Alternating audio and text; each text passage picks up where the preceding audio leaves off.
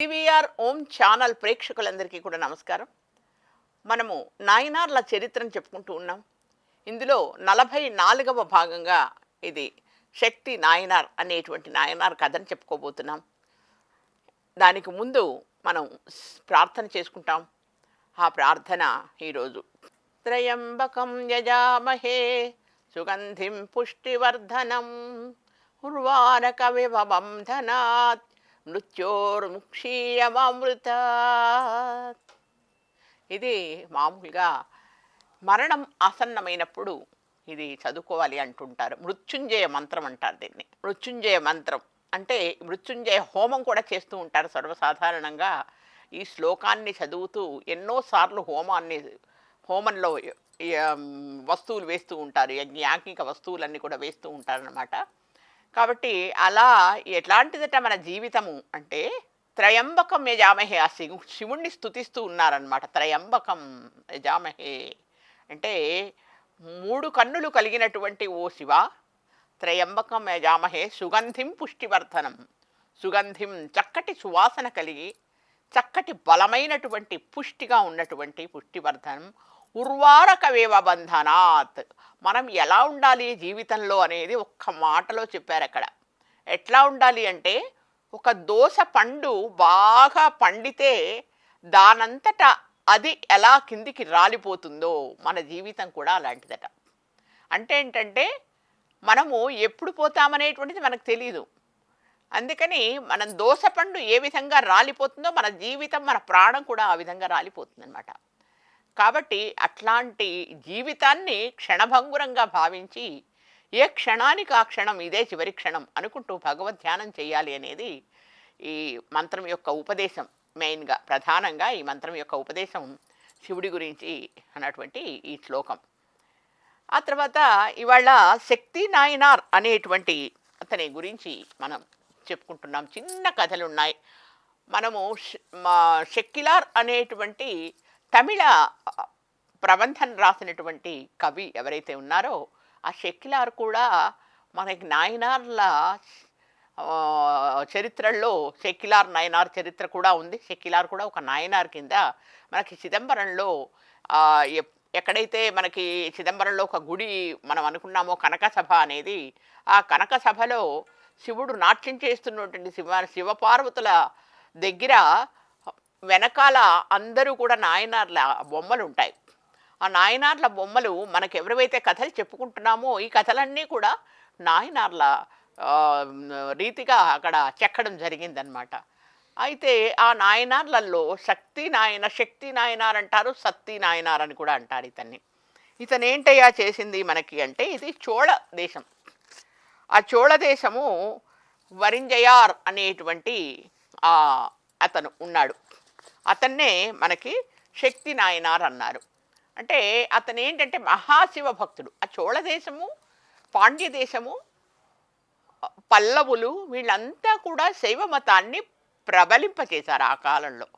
మనకి 5 నుంచి 10వ శతాబ్ది దాకా ఈ తమిళ నాయనార్లందరూ కూడా జీవించి ఉన్నటువంటి చరిత్రలు ఇవన్నీ కూడా. ఆ సమయంలో 5, 6 శతాబ్దుల్లో ఎక్కువగా మనకి బౌద్ధ మతం, జైన మతం వ్యాప్తిలో ఉన్నప్పుడు ముఖ్యంగా తమిళ దేశంలో జైన మతం వ్యాప్తిలో ఉంది.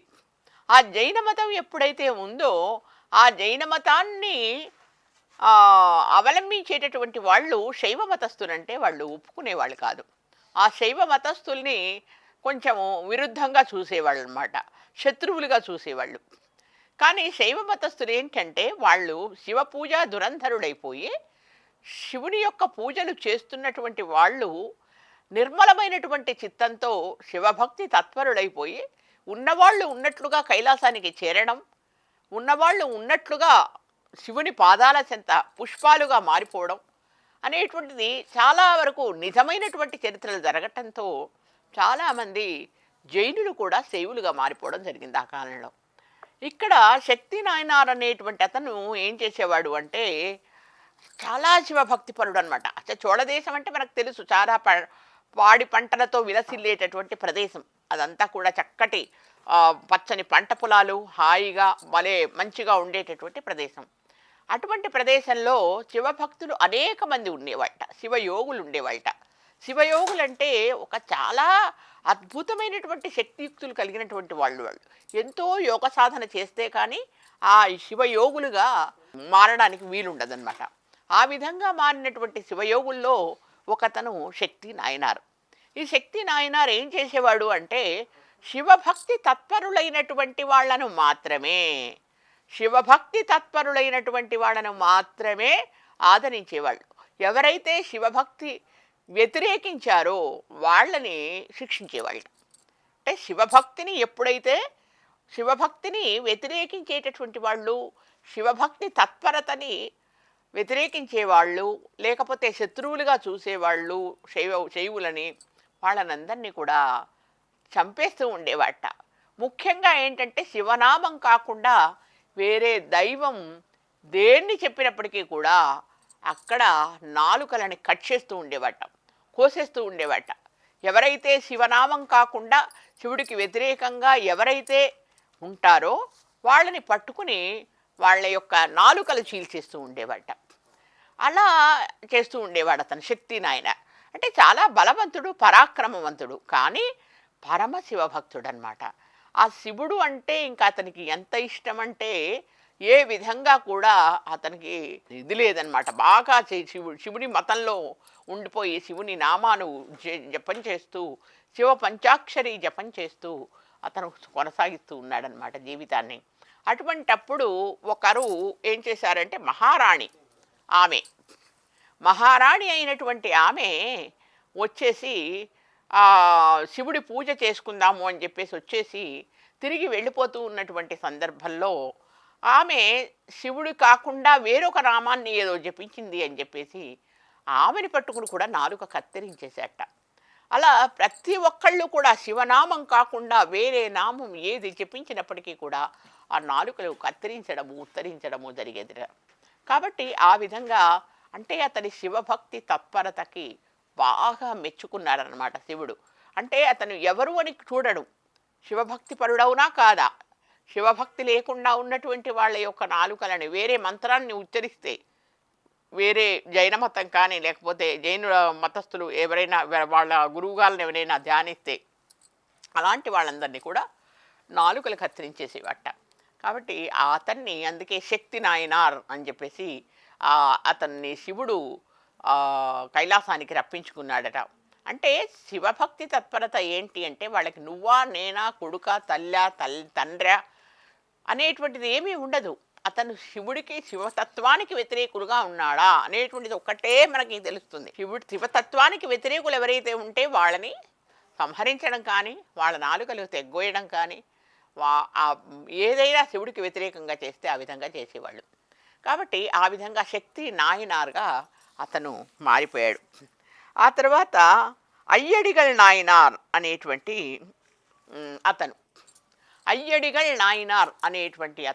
అతను ఒక నాయనార్గా ఉన్నాడు. అయ్యడిగల్ నాయనార్ కథ ఏమిటి అంటే ఇతడు పల్లవ దేశం, నేను చెప్పాను కదా, చోళ దేశం, పల్లవ దేశం ఇవన్నీ కూడా చాలా అద్భుతమైనటువంటి ప్రదేశాలు. తమిళ దేశం అంటేనే భక్తి ప్రధానమైనటువంటిది. తమిళ దేశం అంటేనే చాలా అందమైనటువంటి ప్రదేశం. కాబట్టి ఆ తమిళ దేశములో పల్లవ వంశంలో కాంచీపురం తెలుసు కదా, నేడు కంచి అంటూ ఉంటాం. అటువంటి కాంచీపురంలో ఒక రాజపోషకుడు ఉండేవాట, కవిరాజ పోషకుడు ఉండేవాడు. ఆయన స్వయంగా కవి తర్వాత కవిరాజ పోషకుడు కూడా. అంటే కవులని పోషించేవాడు చక్కగా. అతను స్వయంగా శ్రీకృష్ణదేవరాయలాగా అనమాట.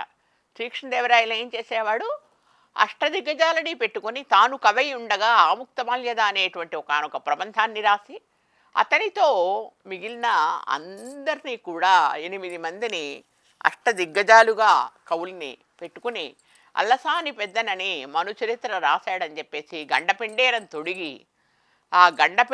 తొడిగి అతనికి ఏనుగు అంబారీ మీద కూర్చోబెట్టుకొని వీధంతా కూడా ఆ పల్లకి మీద కూర్చోబెట్టుకొని గుర్రాలతో నడిపిస్తూ ఆ పల్లకిని మోసాడట ఆయన భుజాలపైన. అంటే ఎంత కవిరాజ పోషకుడో చూడండి. అందుకే తెలుగదేలయన్న అని చెప్పి అంటూ తెలుగు భాషలందు తెలుగు లెస్స అంటాడు, దేశ భాషలందు తెలుగు లెస్స అని చెప్పేసి కృష్ణదేవరాయలు అంటూ ఉంటాడు. అంటాడనమాట అతను ఒక క్రీడాభిరామం అనేటువంటి పుస్తకంలో. ఆ పుస్తకం అనేటువంటిది వినుకొండ వల్లభరాయుడు రాశాడా, శ్రీకృష్ణదేవరాయలు రాశారా అనేది ఒక సందిగ్ధావస్థలో ఉన్నప్పటికీ కూడా శ్రీకృష్ణదేవరాయల పద్యంగా మనం చెప్పుకుంటూ ఉన్నాం. కాబట్టి ఆ విధమైనటువంటి ఆ విధంగానే ఇతను కూడా స్వయంగా రాజు ప్లస్ రాజపోషకుడు కూడా. అంటే పోషించేవాడు, కవులందరినీ కూడా పోషిస్తూ ఉన్నాడు ఇతను. అయితే అతడు కనక సభలో చివరికి అతడు కూడా కనక సభకి చేరుకున్నాడు. చేరుకొని అతడు ఒక కావ్యం రాశాడు. ఒక కావ్యం రాసి చివరిగా చిదంబరం చేరుకున్నాడు. పద్యాలు, పాటలు ఎన్నో రాశాడు. కాకపోతే కొంతకాలం అయ్యాక రాజ్యం అంటే విసుగొచ్చేసింది అతనికి. కొంతకాలం అయ్యాక రాజ్యాన్ని పరిపాలించడం అని చాలా పరాక్రమవంతుడు, మళ్ళీ ఎంతోమందిని ఓడించాడు, రాజ్యాన్ని విస్తరపరుచుకున్నాడు. కానీ ఎందుకు అతని రాజ్యం అంటే అతనికి విసుగొచ్చేసింది. విసుగొచ్చేసి రాజ్యాన్నంతా కూడా తన కొడుక్కి పట్టాభిషేకం చేసేసి నేను చిదంబరం వెళ్ళిపోవాలి అని చెప్పేసి చిదంబరం వెళ్ళిపోయి కనక సభకి వెళ్ళిపోయి అక్కడ చక్కటి పద్యాలు పాడుకుంటూ హాయిగా కాలక్షేపం చేసి ఆ శివుడి సన్నిధిలోనే తన ప్రాణాల్ని పోగొట్టుకుంటాడు. ఆ శివుడు కూడా ఇతని భక్తికి మెచ్చి తన దగ్గరికి రప్పించుకుంటాడు కైలాసానికి. కాబట్టి ఇది అయ్యడిగల్ నాయనార్ అనేటువంటి ఒకనొక నాయనార్ చరిత్ర. నాయనార్ల చరిత్రలు మనం 63 చరిత్రలు ఉన్నాయి, 63 నాయనార్లు ఉన్నాయని అనుకున్నాం. 63 నాయనార్ల చరిత్రలు మనం చెప్పుకుంటూ ఉన్నటువంటి వరుసలో ఇది కూడా అయ్యడిగల్ నాయనార్ అనేటువంటిది ఒకటి. ఆ తర్వాత కడంపుల్ల నాయనార్ అనేటువంటి ఇంకొక నాయనార్. ఇవన్నీ చాలా చిన్న చిన్న కథలుగా మనకి కనిపిస్తాయన్నమాట నాయనార్ల చరిత్రలు. అంటే ఎక్కువ చరిత్ర లేకపోయినప్పటికీ కూడా వాళ్ళ శివభక్తి తత్పరత ఎంత గొప్పది, వాళ్ళ శివభక్తి తత్పరత ఎంత గొప్పది అని చెప్పడానికి గాను ఇవన్నీ కూడా మనం చెప్పుకుంటూ ఉన్నాం అన్నమాట. కడంపుల్ల నాయనార్ అంటే ఇది కడంపుల్ల నాయనార్ అనేటువంటి అతను ఏంటంటే మహాశివ భక్తుడు.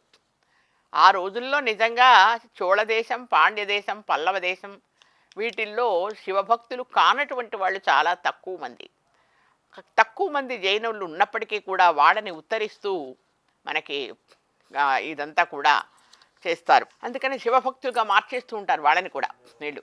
నిజానికి వాళ్ళంతటి వాళ్ళుగానే మారతారు, శివభక్తులుగా ఎవరో మార్చాల్సిన అవసరం లేదు. ఎందుకని అంటే శివభక్తులుగా మార్చడం ఎందుకు అవసరం లేదంటే వాళ్ళ భక్తి తత్పరత ఎలాంటిదో వాళ్ళు స్వయంగా చూస్తారు. వాళ్ళ కళ్ళతో వాళ్ళు చూసి వాళ్ళ మనసుతో వాళ్ళు గ్రహించి ఆ విధంగా మార్పు చేస్తారన్నమాట. కాబట్టి కడంపుల్ల నాయనార్ అనేటువంటి అతను రోజు శివుడి దగ్గర దీపాలు వెలిగిస్తూ ఉంటాడు. అక్కడ ఆ శివాలయానికి వెళ్ళి చక్కగా రోజు దీపాలు వెలిగిస్తూ ఉంటాడు. అతను చాలా ఉన్నవాడే, రాజు కాదు కానీ వేళాల వంశానికి చెందినటువంటి వాడు, ఒక సైనిక వంశానికి చెందినటువంటి వాడు. అయినా చాలా చక్కగా అతను రాజ్యాన్ని పరాక్రమవంతుడు, రాజ్యానికి ఎంతో సహాయం చేస్తుంటాడు. అయినప్పటికీ కూడా అతనికి బాగా ఉన్నటువంటి వాడే అయినప్పటికీ రోజు దీపాలు, ప్రతిరోజు కూడా దీపాలు వెలిగిస్తూ ఉంటాడు. తీసుకెళ్ళి ఆ దేవుడి దగ్గర గుడికి తీసుకెళ్ళి గుళ్ళో అన్ని దీపాలు పెడుతూ ఉంటాడు. అట్ట పెట్టగా రోజు దీపాలు పెడుతూ ఉంటే అతని దగ్గర ఉన్నటువంటి ధనమంతా కూడా హరించుకుపోతుంది. ధనమంతా కూడా ఏమీ లేకుండా అయిపోతుంది అన్నమాట. ఆఖరికి తను తినకపోయినప్పటికీ కూడా దేవుడి దగ్గర దీపాలు పెట్టడం ప్రధానమని ఎట్లాగోట్లా దీపాలు తీసుకుని వెళ్ళిపోతూ ఉంటాడు. అయితే ఆ చివరికి ఏం జరుగుతుంది అంటే పాపం అతనికి ఏమీ లేక శివుడికి దీపాలు పెట్టడానికి లేదనేటువంటి బెంగ అతనికి ఎక్కువైపోతుంది. తనకి తినడానికి లేకపోయినా పర్వాలేదు, శివుడికి దీపాలు పెట్టలేకపోతున్నానని చాలా దుఃఖపడిపోయి బాధపడిపోయి విపరీతమైనటువంటి బాధతో అతను ఏం చేస్తాడంటే ఆఖరికి గడ్డి పరకలన్నీ కూడా కోసుకొచ్చి గడ్డి మోపు ఎక్కడైతే ఖాళీ ప్రదేశం ఉందో అక్కడంతా కూడా గడ్డి మొలుస్తుంది కదా, ఆ గడ్డంతా కూడా కోసుకొచ్చి అది అమ్మి ఆ సొమ్ముతో దీపాలు పెడుతుంటాడు. అట్లా ప్రతిరోజు కూడా ఆ గడ్డినంతా అమ్మి తీసుకొచ్చి దీపాలు పెడుతూ ఉంటాడు. అంటే కష్టపడైనా సరే శివలింగధారులకి కానీ లేకపోతే శివుడు మనసులో ఉన్నటువంటి వాళ్ళకి కానీ శివభక్తులకు కానీ ఏంటయ్యా అంటే ప్రధానంగా ఏంటి శివభక్తులకి అంటే వాళ్ళకి తప్పనిసరిగా వాళ్ళ శరీరంపై వ్యామోహం ఉండదు, వాళ్ళకున్న సిరి సంపదలతో వ్యామోహం ఉండదు. అయ్యో ఈ డబ్బులు నావి అని చెప్పేసి తాళాలు వేసుకుని ఉండరు. ఆ డబ్బు శివభక్తుల కోసం ఖర్చు పెడుతూ ఉంటారు, శివుడి కోసం ఖర్చు పెడుతూ ఉంటారు. కాబట్టి అట్లా ఖర్చు పెడుతూ ఇతను కూడా ఏం చేశాడంటే కణంపుల్ల నాయనారు ఎంతోమంది ఎంతో గడ్డి కోసుకొచ్చి అమ్మి ఆ శివుడికి దీపాలు పెడుతూ ఉంటాడు. ఒకరోజు కనీసం ఆ గడ్డి ఎక్కడ అమ్ముడు పోదు. ఆ గడ్డి అమ్ముదామంటే గడ్డి ఎక్కడ అమ్ముడు పోదు. అమ్ముడు పోకపోతే అమ్ముడు పోతే కదా ఆ డబ్బులతో నూనె కొనడమో ఒత్తులు కొనడమో ఏదో ఒకటి చేసి వెలిగించడం అనేటువంటి జరుగుతుంది. అమ్ముడు పోదు. అమ్ముడు పోకపోతే ఏం చేస్తాడు? కణం పుల్ల నాయనారంటే కణం అంటే అది గడ్డి పరక. అందుకని అతనికి ఆ పేరు వచ్చిందనమాట, కణం పుల్ల నాయనారని. అయితే ఆ గడ్డి పరకలన్నీ కోసుకొచ్చి ఏం చేస్తాడో ఒకసారి అమ్ముడు పోకపోతే ఆ గడ్డి మోపు ఏదైతే ఉందో దానికే తెచ్చేసి నూనె లేకుండా అట్లా వెలిగించేస్తాడు శివుడికి. నూనె లేకుండా వెలిగించేస్తాడు. వెలిగిస్తే ఎంతసేపు ఉంటుంది? గడ్డి అచ్చంగా నూనె లేకుండా గడ్డి మాత్రమే వెలిగిస్తే ఎంతసేపు ఉంటుంది ఆ గడ్డి మోపు ఎంతసేపు ఉంటుంది? ఆఖరికి ఆ గడ్డి మోపు అంతా కూడా ఆ క్షణంలో అయిపోతుంది, బూడిదైపోతుంది. బూడిదైపోయాక ఇంకేం చేయాలో అర్థం కాదు. ఇంకా నేను అసలు దీపాలు వెలిగించలేకపోయాను అనేటువంటి బాధతో విపరీతమైన బాధపడుతుంటాడు, దుఃఖపడి ఏం చేస్తాడంటే ఆఖరికి పూర్వకాలంలో మగవాళ్ళ కూడా శిరోజాలు చాలా ఉండేవి. అంటే చాలా పొడవైనటువంటి శిరోజాలు. అంటే భక్తులు యోగులైనటువంటి వాళ్ళు క్షవరం చేయించుకోవడం కానీ ఇవన్నీ ఉండేవి కాదు. కాబట్టి చాలా పొడవైనటువంటి శిరోజాలు కలిగి ఉండేవాళ్ళు. అయితే ఆ చివరికి అతను ఏం చేశాడంటే తన శిరోజాలని కాల్చేసుకున్నాడు. అదే దీపంగా ఉంటుంది అని చెప్పి శిరోజాలు ముడి విప్పేసేసి ఆ శిరోజాలకు మంట పెట్టేసుకుంటే ఏమవుతుంది? అది అతనితో పాటు ఆ శిరోజాలతో పాటు తనను కూడా కాల్చేస్తుంది కదా. అయినా భయపడకుండా కూడా అతని శిరోజాలని కాల్చుకునేసరికి అప్పుడు శివుడు ప్రత్యక్షమై, నిజంగా నీ భక్తికి చాలా మెచ్చుకున్నాను, నువ్వు ఎలాగైనా సరే నువ్వు కైలాసం చేరిపోతావని చెప్పేసి ఆ కైలాసానికి తీసుకుని వెళ్ళిపోతాడనమాట. కాబట్టి ఇట్లా కళంపుర నాయనార్ అనేటువంటి అతను కూడా చాలా శివభక్తి పరుడై నాయనార్లలో ఒక నాయనారుగా చేరడానికి అర్హుడైపోయాడు. అంటే కైలాసానికి శివగణాల్లో చేరడమే కాకుండా ఆ నాయనార్లలో ఒకరిగా చేరిపోయి అతని చరిత్ర అందరూ చెప్పుకునేలాగా అక్కడ 63 నాయనార్లలో అతని చరిత్ర చెప్పుకునేలాగా అయిపోయింది. తర్వాత నిశ్రశీర్ నాయనార్ అనేటువంటి ఒక నిడుమార్ నాయనార్ అనేటువంటి ఒక నాయనారు మళ్ళీ అతను కూడా. ఇవన్నీ ఏంటంటే శివభక్తిని తెలిపేటటువంటి చిన్న చిన్న కథలు. వాళ్ళు ఎక్కువ భక్తి ఒకటే విషయం మీద ఉంటారు. అంటే ఒక దీపాలు వెలిగించాలంటే దీపాలు వెలిగించాలి అంతే. శివుడికి అభిషేకం చేయాలంటే అభిషేకం చేస్తూ ఉండాలంతే. లేకపోతే శివుడికి పూలు సమర్పించాలి అంటే పూలు సమర్పిస్తూ ఉంటారు ఒకరు. పూల మాలికలు సమర్పించాలి అంటే పూల మాలికలు సమర్పిస్తూ ఉంటారు. అంతేకాని అన్ని రకాల పనులు చేయాలని చెప్పేసి వాళ్ళు ఏం భావించరు. కాబట్టి ఆ విధంగా చాలా గొప్పగా నిశ్రశీర్ నిడుమార్ నాయనార్ అనేటువంటి ఆయన పాండ్య దేశంలో ఉన్నాడు. నేను చెప్పాను కదా, పాండ్య దేశం కూడా చాలా అద్భుతమైనటువంటి ప్రదేశం. పాండ్య దేశం అందులో మధురా నగరం, మధురై అనేటువంటిది ఇప్పుడు మనకి మధుర మీనాక్షి అంటాం కదా. మీనాక్షి సుందరేశ్వరుడు ఉన్నటువంటి మధురా నగరం చాలా అందమైనటువంటి నగరం. అటువంటి ఆ పాండ్య దేశంలో అక్కడ ఒక జైనుడుగా ఉన్నాడు రాజు. అంటే చాలా ధర్మాత్ముడు, ప్రజలందరికీ ఏ లోటు లేకుండా పరిపాలిస్తాడు. ధర్మం 4 పాదాల కూడా నడుస్తుంది. ఎవ్వరికి ఏ హాని చెయ్యడు. ప్రజలందరినీ కన్నబిడ్డల్లాగా చూసుకుంటూ ఉంటాడు. అధర్మం లేదు, ధర్మబద్ధుడై నడిపిస్తాడు ప్రజలందరినీ కూడా. కానీ అక్కడ అతనేంటి అంటే జైనుడు, జైన మతానికి చెందినటువంటి వాడు. మనకి అక్కడ పాండ్యదేశంలో చాలా వరకు శైవ మతస్థులు ఉన్నారు. అయితే రాజు జైనుడు, కానీ రాజు భార్య శైవ మతస్థురాలు. ఇతన్ని ఎంతో మార్చాలని ప్రయత్నం చేస్తుంది, కానీ ఇతను జైనం మీదే ఉంటాడు. జైనమే గొప్ప మతం అన్నట్టుగా భావించుకుని జైనులు రాసినటువంటి వాళ్ళవి అన్నీ కూడా చదువుతూ ఉంటాడనమాట. మత గ్రంథాలు ఉంటాయి కదా, జైన మత గ్రంథాలన్నీ కూడా వాళ్ళు రాసినటువంటి అర్ధమాన మహావీరుడు వీళ్ళంతా కూడా జైన మతానికి సంబంధించినటువంటి వాళ్ళు. వాళ్ళ బోధనలు ఏవైతే ఉన్నాయో ఆ బోధనలన్నీ కూడా చదువుకుంటూ అతడు ఆ బోధనలన్నీ కూడా తను ఆస్వాదిస్తూ ప్రజలని కూడా ఆ విధంగా జైన మతస్థులుగా మార్చాలని ప్రయత్నం చేస్తూ ఉంటాడు అతను. అయితే శైవ మతస్థులు కూడా ఆ దేశంలో ఉంటారు, అంతకంటే ఎక్కువే ఉంటారు, సగం కంటే ఎక్కువే శైవ మతస్థులు ఉంటారు అక్కడ. ఆ జైనము మతస్థుడు అయినప్పటికీ కూడా తిరుజ్ఞాన సంబంధార్ మనకి చాలా కథల్లో వచ్చాడు.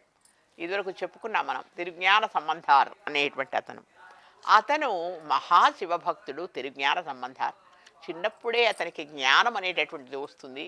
3 ఏళ్ల పిల్లవాడప్పటి నుంచి కూడా జ్ఞాన సంపన్నుడైపోయి ఎంతోమందిని జ్ఞానవంతులుగా తయారు చేసి ఆయన ఎన్నో పద్యాలు పత్రికాలు పడిగాలు పాడి ఎన్నో కావ్యాలు రచించి చిదంబరం లాంటి పుణ్యక్షేత్రాలని ఎన్నెన్నింటినో సందర్శించుకుని ఉన్నటువంటి తిరుజ్ఞాన సంబంధాల వలన ఇతడు శైవ మతస్థుడుగా మారిపోతాడు.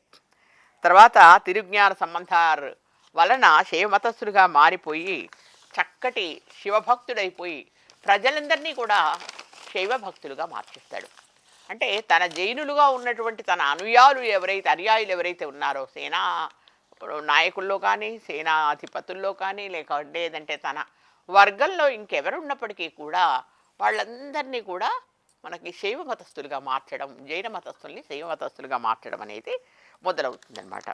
అట్లా మనకి తర్వాత ఒక చిట్ట చివరిని తను మంగయక్కరసి అనేటువంటి ఒక అమ్మాయిని పెళ్లి చేసుకుని తను కొంతకాలం రాజ్యం చేసి ఆ తర్వాత ఆ రాజ్యం మీద కూడా విరక్తి జనించి రాజ్యం మంచిగా పరిపాలించాడు అతను, ఇబ్బంది ఏం లేదు. అయినప్పటికీ కూడా ఒక కాలం వచ్చేసరికి మనకు అందుకే కదా చెప్పారు 4 దశలు ఉంటాయని.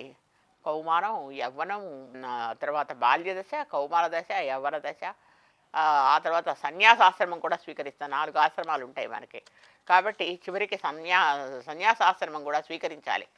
పెద్దవాళ్ళు పాండవులు కూడా అంతే కదా, చిట్ట చివరిన ధర్మరాజు మొదలైనటువంటి వాళ్ళంతా కూడా సన్యాసాశ్రమం స్వీకరించి వెళ్ళిపోయినటువంటి సంఘటనలు మనం చూస్తాం.